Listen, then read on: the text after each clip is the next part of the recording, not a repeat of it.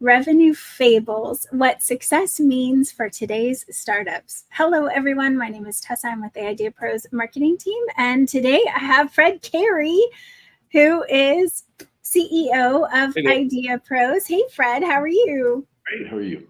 I'm good. I'm good. Well, we're talking today about Revenue Fables. So, Great. Good. I know a lot of fables.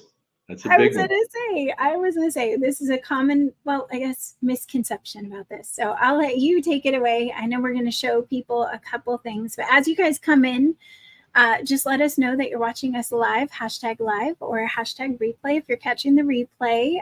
But we're going to dive into the meat of today's presentation. Yeah, one of the benchmarks that companies look at, startup companies, is what's your revenue? How much is it growing? Are you profitable yet? And the reality is, especially with technology companies, that's not necessarily always the best benchmark, nor something that you can that you can measure in a short period of time, because these things take a long time. There's a lot of struggle, a lot of heartache, a lot of dead ends, and once you get launched, there's a lot of growth that has to take place within your platform before you even start thinking about revenue. So I'm going to give a couple of examples here in a minute of companies that didn't look at revenue as their primary source of measurement in the very beginning. But let me kind of explain in theory why revenue is not a great benchmark. Number one, when you have, let's suppose you have an app, for example, you need to build a community. 99% of apps are free to the user. So if you don't have enough community to drive advertising dollars, the only way you could have revenue right away is to charge people to be part of that community, charge people for a download. That is really hard to do. You might do it with a dating site or things like that where people are used to paying. But when you're in an environment that 99% of people don't pay for apps, you're going to have this little app with 50 users and you're trying to get $5 or $10 or $50 each from them. You're not going to be able to grow. So the very first thing, the most important thing, is how do I get my growth metrics up, not how do I get my revenue metrics up. That's going to come later. First, how do I build a robust community that has value, that has active users, and then you throw a revenue on top of it. So I'm going to give you some examples of kind of the overall scheme of things, and then a couple of companies where what I'm saying is painfully true. Um, so why don't we start with the first chart that we have? If you look at these different companies, Meta, for example, 98% of their money comes from advertising dollars.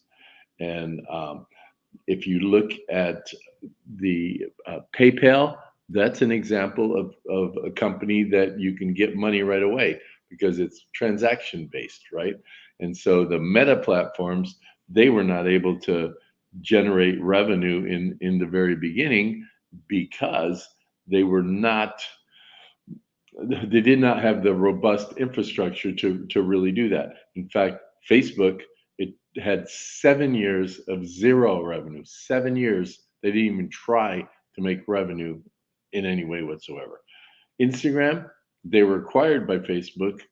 3 years in, zero revenue model. It was another couple of years before Instagram started making revenue. But if you look at the figures as you go down, even companies like Google, right? Their services that they provide, 88% of their revenue comes from those services. Yet you're going to see in the follow-on slide that they didn't have any revenue for any services for anything for about 5 years. Companies like Spotify, there's an example of where you have a freemium model where you have the free all you can eat with commercials, and then freemium model where you're paying a fixed fee every month in order to listen to as much music as you want. And as you go down this list, you'll see that different companies have different things that they make money of. But the ones that are up in the top, those are the ones that had to wait to get their robust community in place first before they could actually start charging for it. Interesting to me, and this has nothing to do with this discussion, but I was surprised that Amazon only 40%, less than 40% of their revenue comes from their online stores. Actually, a shocking number to me that I just saw this morning, and it was very surprising. Maybe we'll have another convo about that. Yeah. So let me show the next slide, please. Mhm. Thanks. So this is Meta, okay? And so Meta is Instagram and Facebook and several other companies. I think they have 100 some companies. Mhm. 2009, that was when they first started getting advertising revenue from their platforms. And as you can see, over time it grew and grew and became monstrous. But Yeah. in the very beginning, Mhm. I didn't know when Facebook actually started. I thought it was like 2001 or something. Maybe somebody can look and put it Yeah. in I was gonna say, the you date they guys. started. But several years, no revenue whatsoever. Okay, and I don't think there's any argument whether or not Meta is a big company. They do really well. They're ubiquitous, and yet until they had that platform built, zero revenue. Another example in the next slide, uh, where we dig into Google. Google again, if you look at that 0.07 in 2001. Google, I think, started in 1995, somewhere around there, 1994 maybe. It was called Backrub at first, and they changed their name to Google. Backrub because they would rank you by the number of backlinks you had in on your website. Backlink is other websites referring to your website. So the ranking would be based upon that. That's where the Backrub name came from. But again, as you see, very, very minimal revenues for many years. And then when they started building it out, because of the size of their community or the size of their users in Google's instance, that revenue grew dramatically year over year because they had everything in place before they started with the revenue. Is that all we have with the slides? You have, well, that's it for the slides, but you do Okay. have an article too. So you Yeah. just let me know when you want to chat about the article. Yeah. In fact, why don't we put that article up? You guys can take that article and look at it afterwards. It's interesting because 50 different companies, they're really kind of bootstrapped themselves, not really much revenue until they went and got money from VCs or otherwise. And in fact, I think Spotify is one of the companies on that list that did that. But there are many interesting stories there, and you can look as an entrepreneur. You know, we all want to study our industry, we want to study competitors, we want to study our users' behavior, but also study other companies that have nothing to do with what your company is doing, but is going through that same migration process that you're going through. See how they did it, see how they survived, see how they went along, and you'll see time after time after time it wasn't the revenue in the very beginning that drove the metrics to get the companies to where they are today. There were other factors. So thanks for the advice, Fred. Now what do we do? Right. How are we going to move forward that we don't have the revenue? We don't have the things that we need in order to fuel what we need to fuel in order to move our company forward. And just before Fred starts in on that, the link to the 50 big companies that started with very little money, little or no money, is in the chat. Don't leave us though, stay with us. You can open it in a new window and go check it out. But yeah. Fred's going to give us some actionable information now.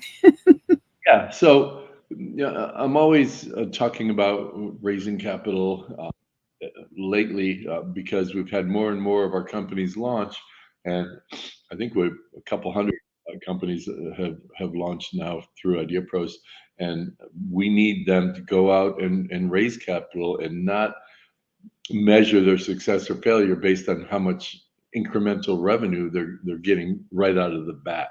Uh, and right out of the bat, right out of the gate, um, off the bat, out of the gate, and so what do you do? There are a couple of ways to do that going forward. The most promising way is to raise capital. Of course, you have outside investors that will come into your company and they will bet on the same thing you're betting on because they've seen historically all these other organizations start out with nothing and focus on building. So when you're looking to pitch to any investors, your metrics can largely be based upon customer acquisition. You know, how am I going to get more downloads? What's my plan to do that? What are the capital that I need to raise in order to continue growing that user base? How do I provide content that's relevant and sticky and shareable in my to my audience so that they will become loyal, passionate advocates of our brand and what we're up to? If you're going to sophisticated investors, they're going to care about that more than the revenue. In fact, having some revenue can hurt you more than help you. Why? Because invariably, when investors are looking at investing in your company, if you have revenue, they're going to look at that revenue and give you a multiple of what your revenue is. This year we made $100,000. All right, well, I'm going to give you 5 times that revenue as the multiple of the value of your company because you have that $100,000 benchmark. And so now I'm tagging onto that revenue. So now all of a sudden your company's worth $500,000 in the eyes of an investor. On the other hand, I have zero revenue and I have 100,000 downloads, active users. The value of those 100,000 active users instead of $100,000 is enormous. With 100,000 users, you may have a valuation of $20 million instead of $500,000. So while you're going through this process, think about what you're doing, think about what the most important milestone is, and think about how you're going to make revenue eventually and how you're going to survive until you get to the point where you can make revenue. We actually have 2 different programs to help in that case. One is at pitch.ideapros.com. I do, in fact, I did last night. We had over 200 people sign up for it. We teach you how to pitch the way an investor wants to hear. And we also have other things that you can get for free and you can buy beyond that after you attend a Pitchcraft. I think it's really, really important to know this. For those of you who are out there thinking, no, well, I wanted to launch my company and start making money and quit my day job. Take time. Again, companies like Meta, 7 years. Amazon lost money for 13 years. Even after they were public, they were losing hundreds of millions of dollars before they turned a corner. And they raised billions of dollars because people understood what they were trying to do and they backed that. Many companies out there like that. So pitch.ideapros.com. That's a great way to do it. And we also have a, it's not an affiliation, but we're aware of a third party that we've used successfully in several different cases, that if you have a good credit score and if you have income, I think it's like 75 grand or something. It's not a big number, but if you have provable income and a good credit score, they can get you between $100,000 and $500,000 with no need to pay anything back. And it's a little bit complicated. They can explain how to do it. But no need to pay anything back, and you're not giving up any equity. or taken on debt, because they personally and professionally guarantee the deals that they do. Again, they've done it with a few of our partners now. Is that funding.ideapros.com? Yes, and the code, you're going to need the code, and the code is 9950. I'm going to put it on the screen though for you real quick here. So yep. Funding.ideapros.com. Again, only apply if you have a good credit score, 700 or above, and you can show at least $75,000 in income over the last couple of years. That is a good way to do it if you can do that. We've had I think we got 6 different partner companies that are doing that right now, 6 of them, and so you should try it. But in any event, get the capital you need to get through the next steps, and you need to think nowadays, if you're gonna be the CEO of a company that you want to have be a nationwide success, you have to be a financial CEO. There's no way around it. You always have to be thinking about, how am I going to close the round I'm in? When am I going to start my next round? How am I going to use the money in between rounds? You got to think about that stuff all the time, because even the most successful companies, once you get past the stage of having that database of members, and you start generating revenue, your revenue even then can only grow so fast if you're providing something tangible that has associated costs with it. Because, and I've said this before, let's suppose you're doubling every single month with your revenue. Well, when you go to month 3, it's months 2 revenue that's paying for your expenses in month 3. And so if you're growing that fast, you're not generating enough cash flow to pay by yourself those expenses. So what that does is that limits your ability to grow in a sustainable way based on your cash flow. But if you bring in outside capital, then of course that additional capital that comes in can be used to fuel those expenses that you need to grow even faster. So again, everybody thinks of revenue as the measurement. Revenue is going to come at the point where you are positioned in a place that is important enough that people will pay, or that advertisers will pay. As you saw in the example of Meta, 98% of their revenue comes from advertising. So what does that mean? I don't pay for Instagram. You don't pay for Facebook. We don't pay for those things. It's still free. But there's such a body of human beings in those platforms that advertisers go there all day long and pay handsomely to be able to speak to you and to be able to speak to me.